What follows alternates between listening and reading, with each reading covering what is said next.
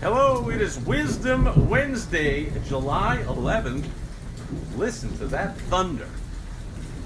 In case you're thinking it doesn't rain in the desert, here is proof that au contraire, my frere, mon frere, whatever the heck it is, because it is monsoon season.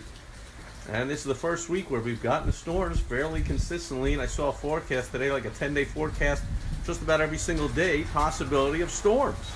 So we got the thunder, we got the rain going on, and I just thought it'd be fun to come out here and be with you out here in the rain, although, of course, I'm not really out here.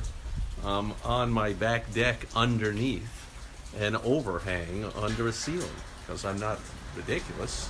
I'm not going to bring back the memories of my 9 years of doing door-to-door sales, walking around in the rain without an umbrella, which was the smart thing to do, by the way, because it made everyone feel sorry for us and invite us in. Instead of throwing us out and saying, get a real job, you suck, no soliciting, they were like, oh man, what's going on? Now, come on in, you must be soaking wet. Can I help you? And what do we say? Can I help you? I'd say, yeah, if you have a blow dryer and an umbrella, or I forget the joke that we tell, and then they'd buy our stuff. Because a certain number of people that will just look at it will buy it. And so the rain, by not using an umbrella and being soaking wet, people feeling sorry for us, got more people to look at it, which meant more people bought it. So we had, of course, our best sales days ever on all the worst weather days, whether that's, oppressively hot and humid, or snowing 3 inches an hour, or I was out in a tornado one day, funnel clouds passing overhead all day long, torrential rains and thunderstorms.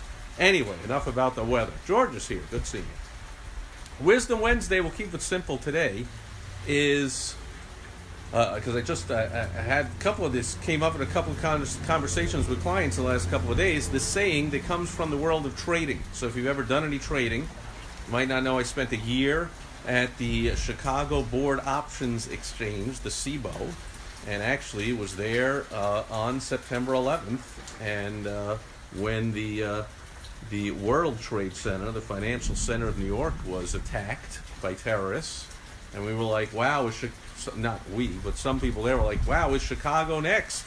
We had to clear out the building. And, it wasn't really a humorous day. But of course, I had to sort of chuckle at the people and go, wow, my goodness, people from Chicago, like nothing personal, but just to let you know, you're not next. Okay, there's Chicago, there's Washington, D.C., and nothing else matters in the entire United States to anyone attacking us. Nothing personal. Chicago's fine, and of course it was. That didn't stop us from clearing out and being freaked out of our minds and going home to turn on the TV and watching all kinds of craziness. Anyway. So in the world of trading, there's a saying, the trend is your friend. That means, for instance, ever since Donald Trump got elected, there was a little dip on election night, and then it's been skyrocketing up ever since. So the trend is up. So it's a mistake to buck the trend. The trend is your friend. If you're trading stocks in the market, you wouldn't sit there going like, I'll bet it's going to crash today. Of course, it's going to correct is the nice way that they say it in the financial world, meaning it's going to go down. There's going to be a recession, there always is.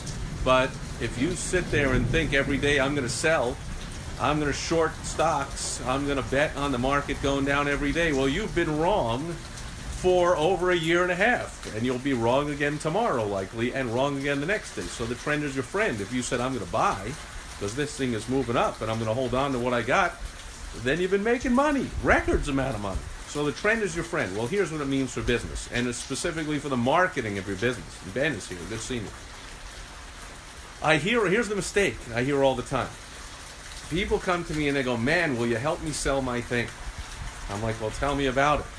And I'm about to roll my eyes because almost universally they come to me not because they think, because the thing's selling like crazy and they want to scale it and make a lot more, which is the very smartest time to come to me because that's what I make happen.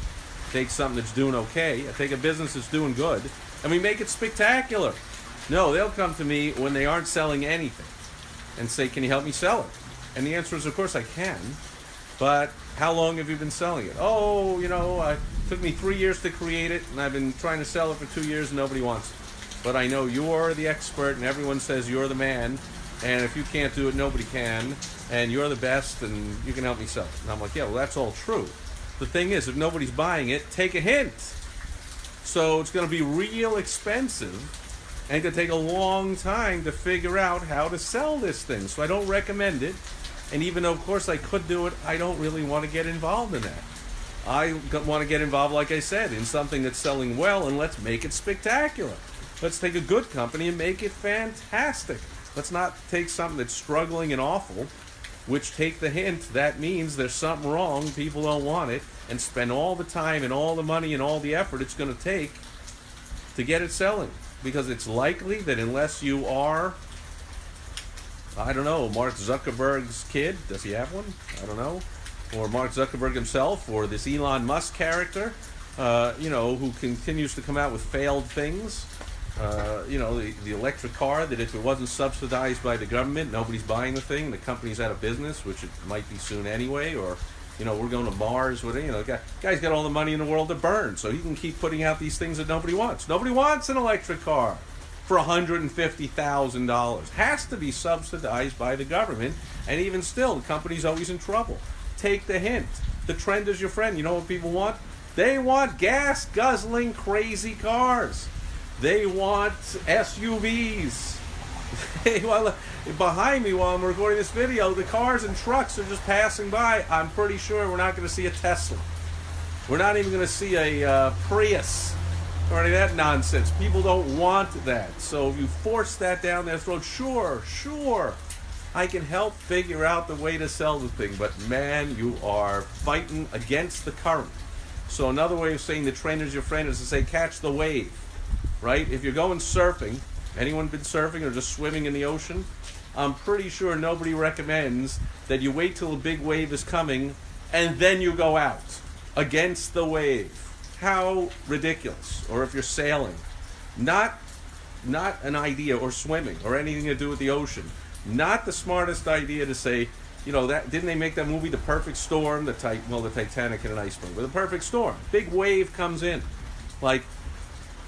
We don't go against the wave. That's not smart. We find out where the wave is, and then we surf it. We ride the wave. We catch the wave. All these sayings. The trend is your friend. It all means the same thing.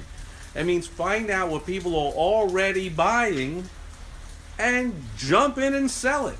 In other words, find a nice, powerful river, flowing money, flowing with buyers, flowing with sales, and dip in a little thimble in there and take out your share of a few tens of thousands, hundreds of thousands, a few $1 million. Find some big stream that everyone wants this thing, it's selling like crazy. I'm going to sell it too. Not everyone wants this thing, it's selling like crazy. I'm going to tell them they're all crazy. They should buy my thing instead. Big mistake. Don't be that guy. That's it for Wisdom Wednesday. Thanks everyone being here live, watching on the replay. I don't see any questions, comments, concerns. Hopefully, I just saved somebody a lot of time, a lot of trouble, a lot of money. Take the hint. If you watch the Shark Tank show, last thing here, you'll see they ask that question all the time. What are the sales? And then when the person gives the answer and goes, well, there's no sales yet. No! After the whole 10-minute song and dance and speech and production, and it all sounds great, and you're going to solve a problem and change the world, and here's the story of why I did it, and it all sounds great. And then Mr. Wonderful goes, yeah, but what are the numbers? What are the sales? And the person goes, well, we've been around for 3 years, we've only sold $22,000 worth. Oh! Damon John's like, oh! He closed his notebook up. What's a Mark Cuban, a smirk on his face. Mr. Wonderful just goes, you're dead to me. The whole thing happens every time, right?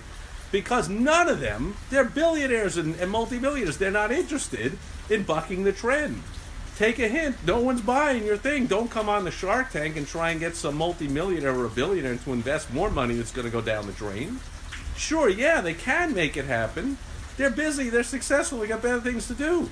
I love success stories. I demand that my clients all become raving success stories. I like those to happen sooner than later. Those are my favorite success stories. Quick, fast, dramatic success stories. Not, could you imagine if I took on these clients who believe that to buck the trend. I got a new idea no one's ever heard of. something you'll see it's better than what's out there, and I know nobody wants it now, but I'm gonna create their desire and make them want it. And Steve helped me do that. I mean, the success story, the testimony I would get would be something like, yeah, I hired Steve 4 years ago, and then I put several $100,000 into the marketing of this thing and building out the systems and testing and figuring it out. And lo and behold, we figured it out. Now I'm making money. No, I don't want that success story, so I will not accept that client. How about this one? My thing was sailing along and selling well, and then I became Steve's client. Holy crap, he tripled the sales in the first month, and we are off to the races. We're going even faster down that river of money. I'm no longer dipping in a thimble. Now I'm dipping in a big bucket. Okay? That's who you want to be. The flowing river, the wave, the trend, that's all your friend. Jump in where the money's already flowing and get some. Put it in your pocket. Put it in your bank. Spend it. Do whatever you want. The trend is your friend. Don't buck it. Don't be that guy. All right. That's it for Wisdom Wednesday. That's really at this time. I'll be back tomorrow on Throwback Thursday, where I will dip into the archives and find something fun to share and have some story to go along with it. And I hope you'll be with me then. Thanks everyone here, live and on the replay. Oh, no, I don't see a comment. Do I see not able to see the comments on here for some reason. And so, anyway, I'll answer them after the video, as I always do. And I'll catch you tomorrow on Throwback Thursday. Thanks for being here today. Bye-bye.